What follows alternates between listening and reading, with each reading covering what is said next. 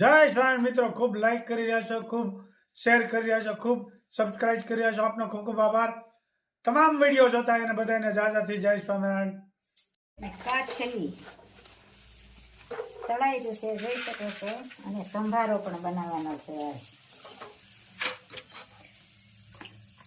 મસ્ત મજાની વેફર ફરફર પાપડ હોત છે ને, પાપડ હતા અને ફરફર ચોખાની સેવ. સેવ ને આપણે ફરફર કહીએ. ચોખાની સેવ ઓર ફરફર.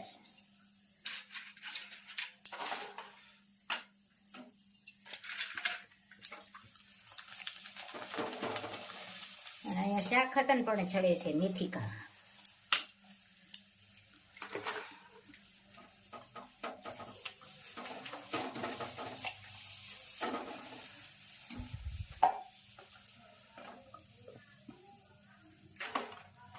હવે સંભારો વઘારવાનો છે.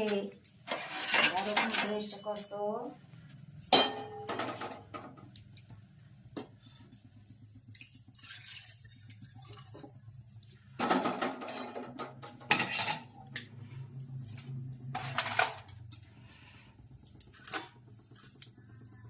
રાઈ, જીરું,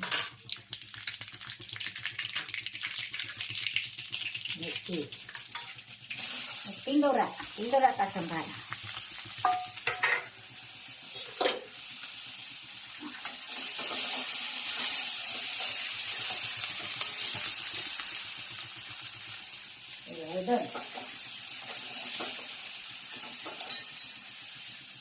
हळदर અને નિમક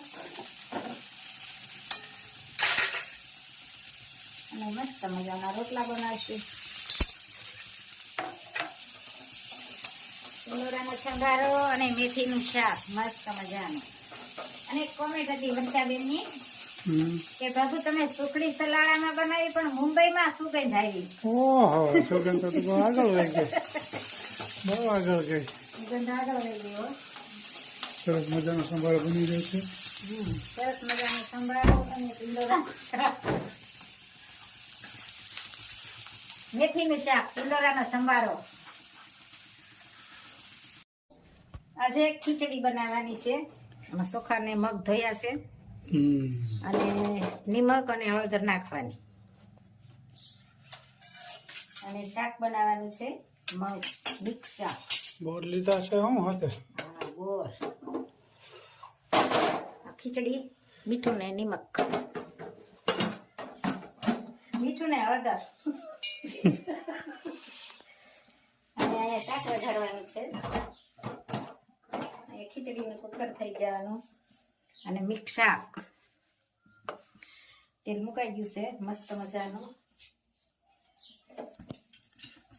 રીંગણા, ટીંડોરા, વટાણા ને ટમેટા. ઊંધિયું શાક છે.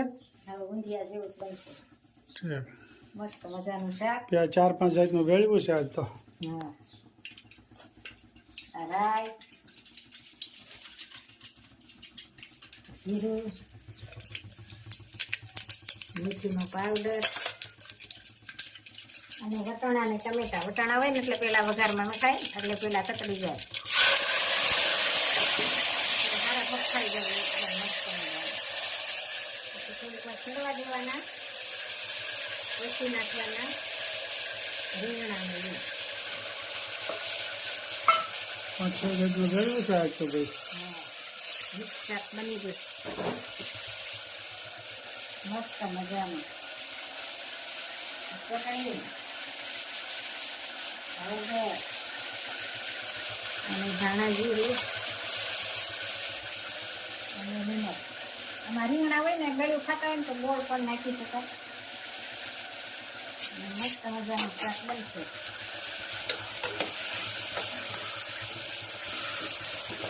શાક અને ખીચડી ને બાજરાના રોટલા, દેશી ખાણું.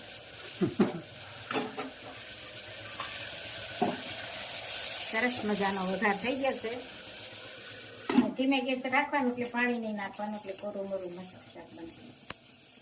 કરી જશે તો બધાનો ખૂબ ખૂબ આભાર. બધાને જય સ્વામિનારાયણ, જય શ્રી કૃષ્ણ, જય જીનેન્દ્ર ને જય સિયારામ ને હર હર ભોલે મહાદેવ. સરસ મજાનું શાક તૈયાર થઈ ગયું છે મિક્સ, અને ખીચડી પણ તૈયાર થઈ ગઈ છે, અને રોટલા, અને જમવા પણ બેહી ગયા. કેમ બન્યું શાક? સરસ બન્યું છે. આમાં જાજી આઈટમ ભેળવી છે ને, હા, સારું બન્યું, સ્વાદિષ્ટ. સ્વાદિષ્ટ બન્યું ને, તો વાંધો ઊંધિયા શાક જેવું જ થઈ ગયું. ઊંધિયા શાક જેવું જ. હમ. અમારા બા પણ જમવા બેહી ગયા છે. કેમ છે બા? સારું છે ને? અમારા બા ખીચડી ને શાક અને ભાખરી ખાઈ રહ્યા છે. જય સ્વામિનારાયણ. મસ્ત મજાની રસોઈ તૈયાર થઈ ગઈ છે. જમવા પધારો. અદરે મોસારે સપનું આવ્યું, રામજી વનવાસ, ગુરુજી મારે જાવું છે રામની પાસ.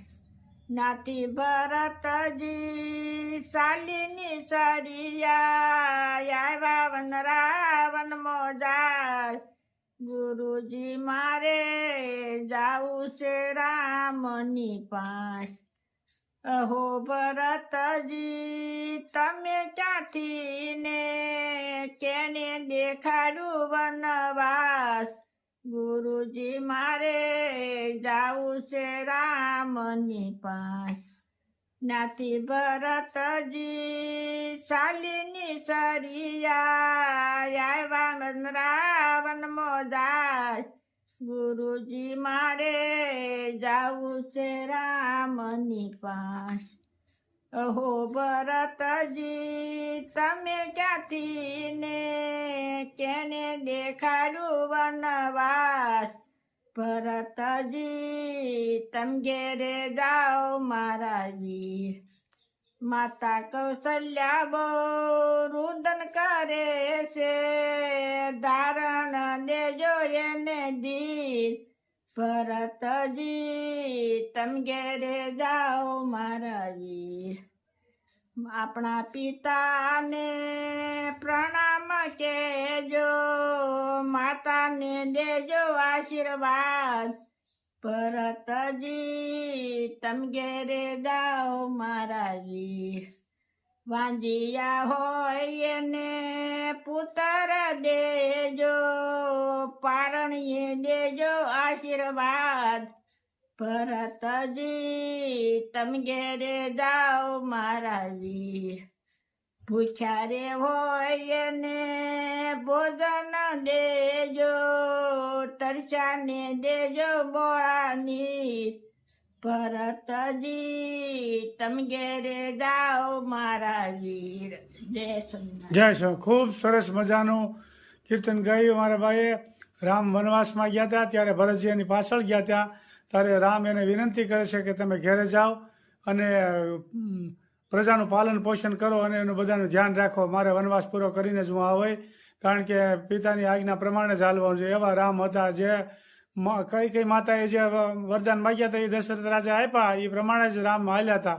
એટલે આપણે માતા પિતાનું કયું કરવું જોઈએ, કારણ કે રામ જેટલું તો કોઈને દુઃખ પડવાનું નથી ને આપણે સહન કરી ગયા એનાથી. રામ કેવા શીલે હાલ્યા હતા ને એવા શીલે આપણે થોડોક હાલવાની કોશિશ કરવી. જય સ્વામિનારાયણ. જય સિયારામ.